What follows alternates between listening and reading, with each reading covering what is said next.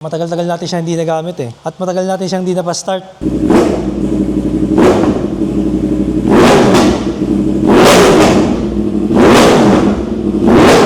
Hihilahin na lang to ng ganito.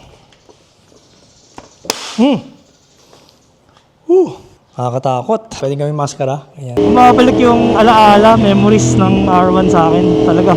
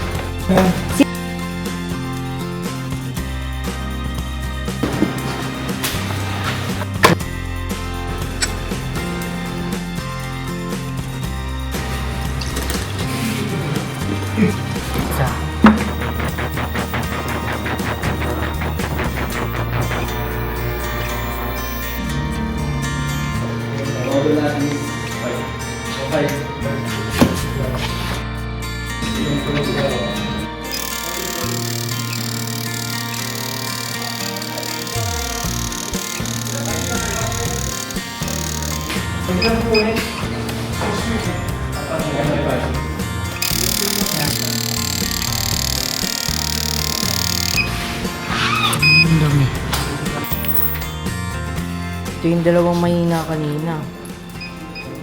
Halos lahat nga nagbasa. Oo, ano? Mahina yung plugs hindi siya nakasunog kagad. Papalit natin dito iridium. Laser iridium na. Laser yung dulo. Ayun yung matulis. Parang karayon na lang, no? Tsaka siya nasa ibabaw, no? Sa mas matining tumakbo to. Yung throttle body, dudumi lang yan pag mataas na yung odo, no? Ang usually mga... 25, 30. Saka depende pa rin sa gamit. Sa kung saan ka pumupunta. Mahirapan tayo mag-start. Ha?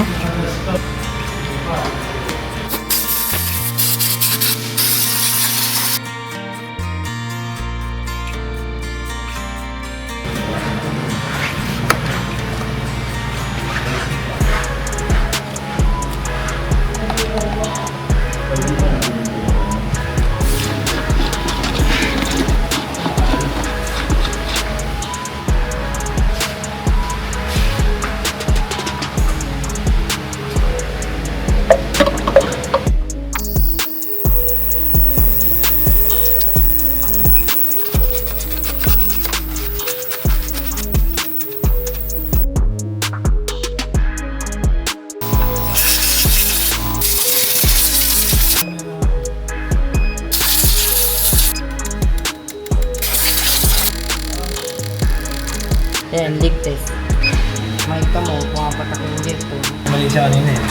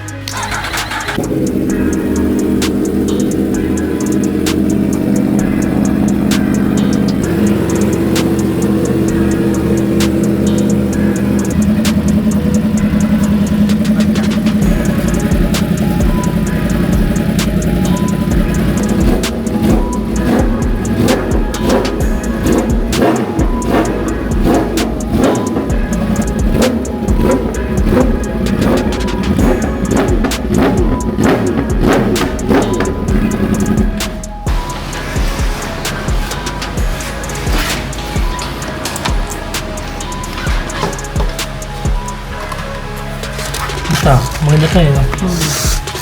Yan na, mag-iisang taon na rin. Tumating yung air filter? Bilis siya.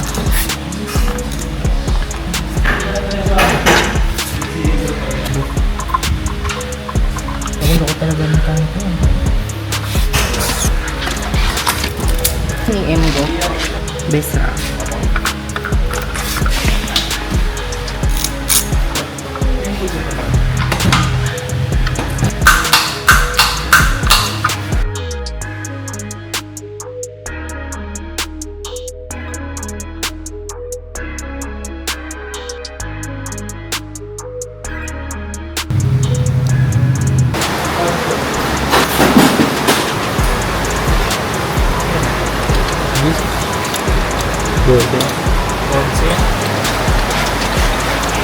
Sarap.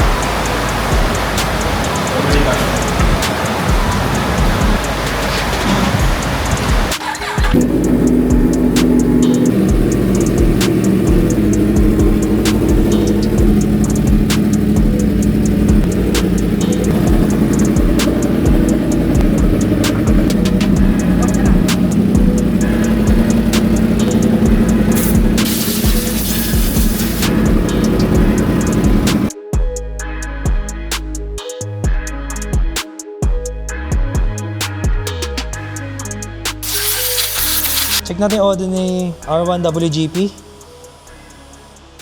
So grabe, 2,200 audio lang pala to, batang-bata. So sound check na natin, na-miss ko na yung tunog nito. Matagal-tagal natin siya hindi nagamit eh. At matagal natin siyang hindi na-start. So nagpalit na tayo ng bagong battery, bagong change oil, tsaka air filter.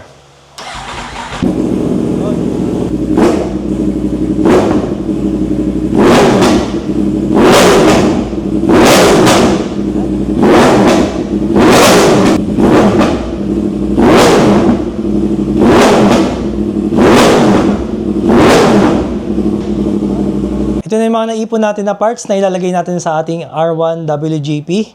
So, unahin natin dito. So, ito nakuha natin sa Shopee. Bali, ito ay racing seat cowl or yung passenger delete. May pagka-pearl white naman, so sana mag-match yung pagka-white niya dun sa body color ng ating R1. And then, may kasama siyang mga brackets. Is a Rizoma winglet side mirror, pero actually it's a copy, pero ito may nakalagay na Rizoma. So ang bili ko rito is around parang mga 2,000 plus. So nakalagay dito created in Italy, di ba? So akala mo talaga original. Pero actually maganda yung craftsmanship niya kasi meron tayong tropa sa WR1PH, ganito rin yung ginamit niya. So tingnan natin kung mabubuksan. Ayan, medyo medyo matigas. Maganda siya, tapos kulay blue yung lens niya. And medyo wide yung coverage. Based sa tropa natin, ganda raw kasi ng craftsmanship, ng quality. So, maganda siyang copy. Kasi yung original nito, napakamahal. I think nasa mga 27,000. So, bilhin lang natin 2 plus. So, di ba? Pwede na. Medyo matigas lang talaga. Baka dito pwedeng luwagan. Try natin luwagan yan mamaya. So, overall, maganda. CNC. And dito naman tayo sa ating isa pang part. Pero this one, kumuha na tayo ng original. So, para dito sa part na to, di tayo nagtipid kasi syempre ito yung windscreen natin, di ba? Importante yung branded para walang grado. Napakahalaga ng visibility lalo sa racetrack pag tumatakbo ng mga 200 plus. And napili kong brand is WRS brand. Kasi ito yung isa sa pinakamagandang brand na mabibili mo na windscreen. And ano siya, light smoke. Kung bakit light smoke, para kahit madilim, makakakita pa rin tayo. And iwas sa yellowing. Kasi pagka yung clear, medyo pagkatagalan, naninilaw siya. So inside the package, ay may kasama din siyang parang silicone protector para dun sa edging niya. And ito mga manual kung paano siya install. Printing sa gilid. So, hindi siya sticker. Printing talaga siya. And, for the last part na ilalagay natin, this one, sa Shopee din natin ito nabili. Ngayon pala natin ito bubuksan. So, medyo nahirapan tayong humanap ng for new look na R1. Kaya ang nabili nating R1 is for the 2015. Yung old look. So, medyo maraming kasamang stickers. Pero kasi, kaya ito yung binili ko kasi meron siyang clear. Sa kagandahan ng clear, makikita pa rin yung design ng ating bike, ng body niya. Kaso hindi ko lang sure kung magmamatch dun sa fairing itong pang ilalim. So, 4 pieces. Ito yung pang tangke. So, mamaya malalaman natin kung papasok siya. Let's go! Install na natin. So, ito na yung ating R1 WGP. Okay, ganda ng parkingan niya. May katabi siyang ZX-10R na 40th anniversary and isang Panigale V4 na may bagong gulong. So, ilabas na natin siya.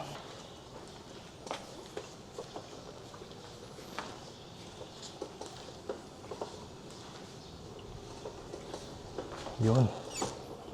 So, unahin natin dito, side mirror delete and the windshield, tanggalin na natin. So, ito, meron tayong bagong bili natin na tools.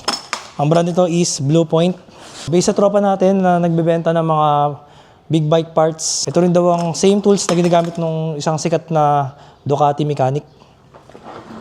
So, yun. Kaya napabili rin tayo kasi kita nyo naman, kompleto siya, tapos portable, so pwede mong dalhin kahit saan ka pupunta. So, ito gagamitin natin. And adapter.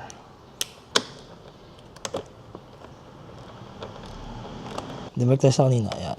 Yun. Pag lumaluwag na siya, pwede mo na siyang i-release. Kamay na lang natin yung pagluwag. Sa kabila.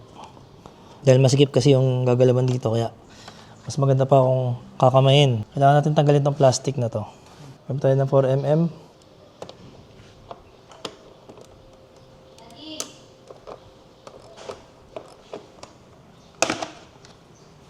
So dito, hanapin natin yung connection ng signal light. Gawin natin, di-disconnect natin. So ang disadvantage sa kanya is mawala na tayo ng signal light kasi built-in sa side mirror yung front signal light. Pero ganun talaga, racing. More on race track naman siya gagamitin, hindi naman siya pang the daily. Ayun, disconnected na siya. And then, ayun na. So, kagandahan po nito, natanggal natin siya. May kabigatan din ang side mirror. So, kahit paano, makakapagbawas tayo ng weight. So, ang tawag dyan, weight reduction para mas gumaan yung bike. Ayun. Silayin natin dito.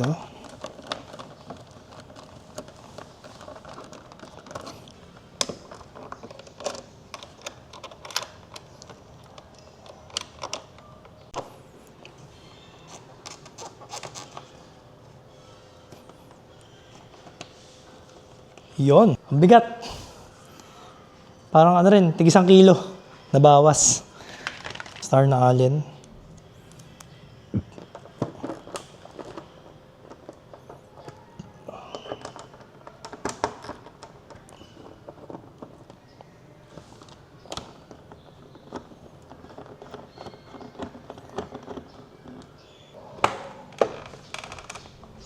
Medyo nakakatakot, no? Kasi puro ano lang pala to.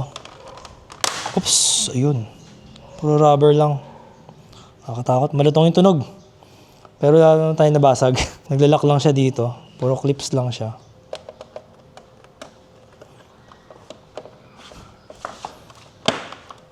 Ayan.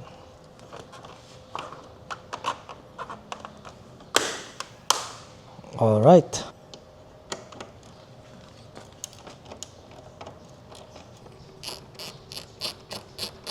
Hihilahin na lang to ng ganito.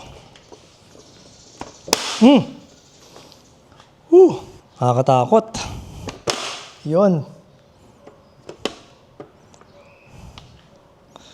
Parang ano eh. Parang may napuputol sa loob. Okay na. Sa'yo na yung mukha. Ating R1. Pwede gawing maskara. Ayan. First time natin gagawin to. Yung dati ko kasing R1, si Red 1, ako nagpalit. Madali lang. Kayang dukutin. Ito, hirap. Kailangan baklas yung buong muka. Yun. So, sayang lang yung ating RFID. So, kailangan natin kumuha na ng bagong RFID. Yan, yun yung tricky dito yung pagbabalik eh. So, medyo mahirap siya. Kaya kailangan natin ng tulong ni Kawasaki. Meron tayong susi dito ng Kawasaki. So, wala nyo ingatan kasi pag matulis yung ginamit nyo masyado, pwede nyo masira yung rubber. So, yun. So, wala, hindi kayo malito kasi meron pa dito. Baka mamaya dito yung malagay. Iba to. Ibang butas yan.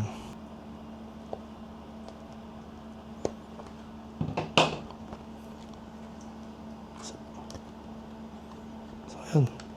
Last one. So, ito yung excitement ng do-it-yourself or DIY. Excitement, struggle, and at the same time, meron ka satisfaction kasi, imagine, ikaw mismo nag-install nung upgrade mo, di ba?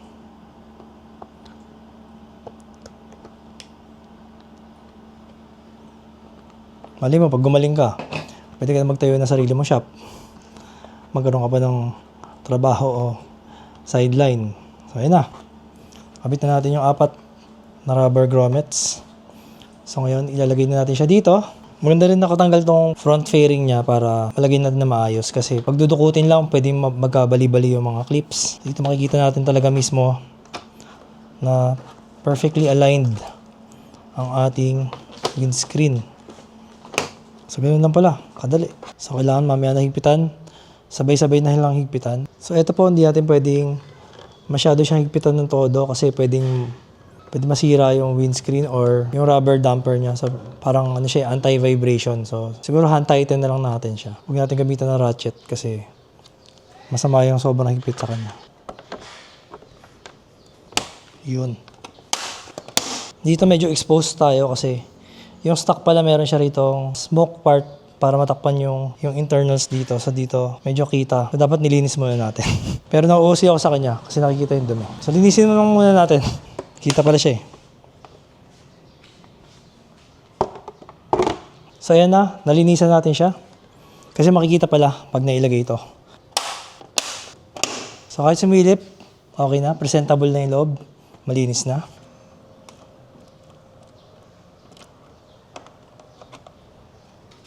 Yun. Alright. Wala. Tanggal na ulit.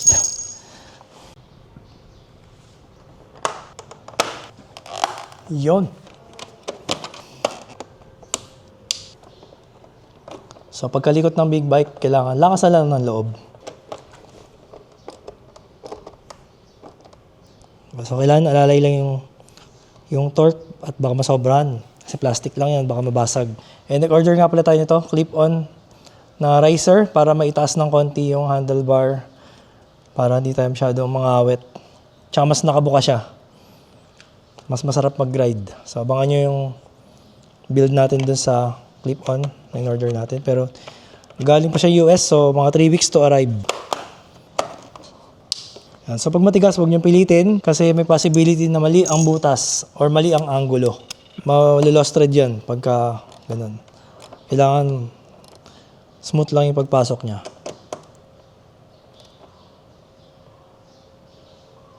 Alright, check natin to. So nilawagan ko na siya, kaya madali na siyang galaw-galawin. Pero snug pa rin siya. So wala siyang vibrate, walang alog. Okay lang yung masikip kaysa maluwag. Diba? Ayan, so makikita natin sa dulo ng pinaka-bolt na to, merong butas. So yun pala yung purpose na yung allen. Maiksi yung pinrovide sa atin na bolt. Pero siguro okay na yan kasi tag 2,000 plus lang naman to kung malaglag. So dito mga katingin nagka-problema tayo nung nilagay natin itong pinaka-bolt sa loob. Kasi masyado siya malalim. So nangyari, konti na lang yung natitirang thread para kapitan ng ating nut. So ang ginawa natin, nag-improvise tayo. So dito kailangan marunong ko mag-rolyo. Lamang dito yung mga magagaling mag-rolyo. Pasok natin siya dyan. So ito, balat ng karton. Rolyo mo siya, parang lumpia. O kaya yung smoke weed everyday. Pero kung may naisip kayo na ibang paraan, kung malagyan nyo ng bakal, mas maganda. Ito kasi, karton na pwede siyang mabasa, lumambot. Pero since nasa loob naman siya,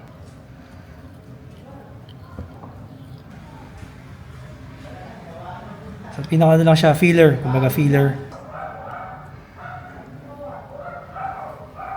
So make sure nandyan yung mga rubber spacers. Yun, may higpit siya. At nakikita na natin siya sa likod. And ito na siya. Napakatibay. Ganda ng tulong ng ating spacer na karton. Subukan natin siyang pihitin. Ayun. So ganda ng fitting niya. Masikip. Ayun. Anyway, pwede nyo namang i-adjust dito. May allen dito. Kung gusto nyo palawagan or sikipan yung movement, pero maganda yung medyo masikip para wala talaga siyang vibrate tuwing umaandar. So, yan ang kalalabasan yan. So, ganyan ang itsura niya. Pag naka-deploy yung mirrors, tapos pwede mo siyang isara pagka gusto mo ng pormahan, di ba? Yan. So, yan ang itsura niya. Before and after. Okay, di ba? Ano sabi niyo mga kadingin? Dito naman tayo sa seat cowl. Kailangan natin itong tanggalin. Kailangan natin siyang tanggalin. And kahit pa paano, mabigat-bigat din. Siguro meron din itong mga 500 grams or kalating kilo.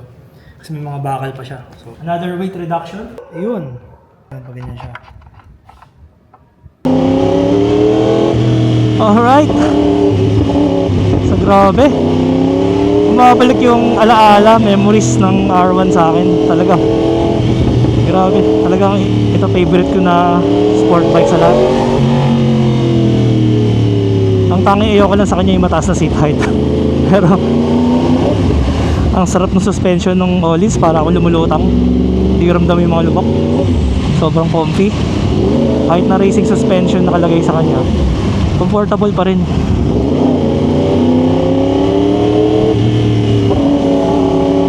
Mas grabe yung grabe yung makina, walang masyadong vibration. Although yung exhaust, ang lakas ng vibrate sa paa ko. Yung mga yanig. Ayun o, bass. Parang tinapat mo sa subwoofer yung paa mo. Ganun parang daw.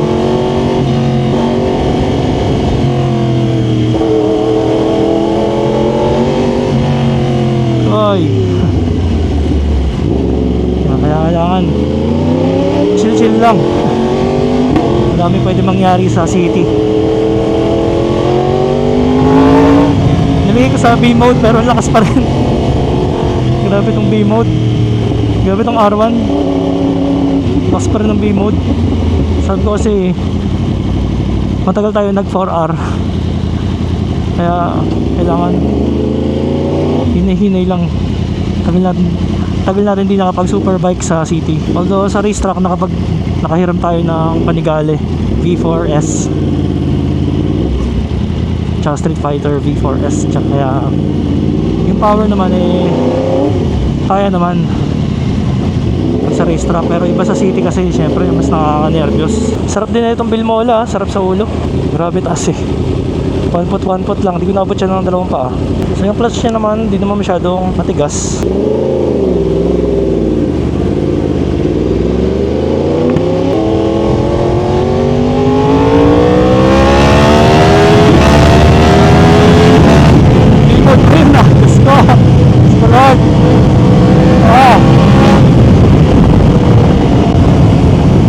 B-mode yan. Papaisip tuloy ako, ipaparimap ko pa ba to? Gusto ko kasing iparimap to kay overdrive mo to. Ang problema, di ko alam kung kakayanin ko ba. And doon po nga po sa mga nanghihingi ng update sa ating bike lineup. So sad to say, na reserve na po si ZX4RR. I-out na natin siya kasi focus na tayo sa super bikes. Dami kasi nagre-request na gamitin natin si H2 tsaka itong R1. So kailangan ko nang bitawan si ZX4RR, and malaking tulong niya sa akin sa racetrack. Napalevel up yung skill natin, and I feel like it was time na mag-move on. Pero may lalabas ngayon na mga lulupit na middleweight bikes. So baka mag-upgrade tayo into middleweight bikes. And syempre, gagamitin pa rin natin tong si R1. Maganda nun, nabuhos tayo ng bike, magagamit na natin yung mga favorite bikes natin. So it's been a long time. Matagal-tagal din ngayon na lang natin magagamit ulit. Tsaka yung parking natin napakahirap nasa dulo. Minsan nakakatamad na gamitin. Tapos itong si R1, diba nagkaroon nga siya ng sakit. Sakit.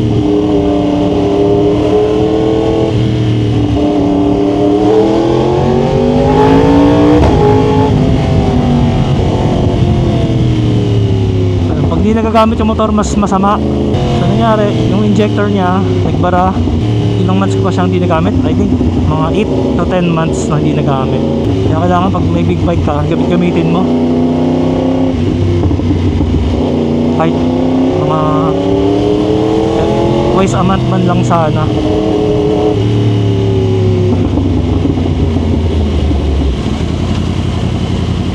Sarap ng shifter niya.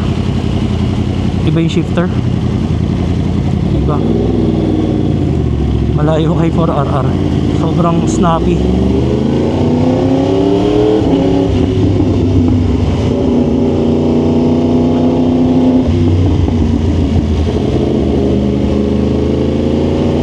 Salamat sa mga sumubaybay at kung umabot ka na sa point na video na ito, baka pwede pakisubscribe naman sa ating video para makagawa pa tayo ng maraming contents kagaya nito.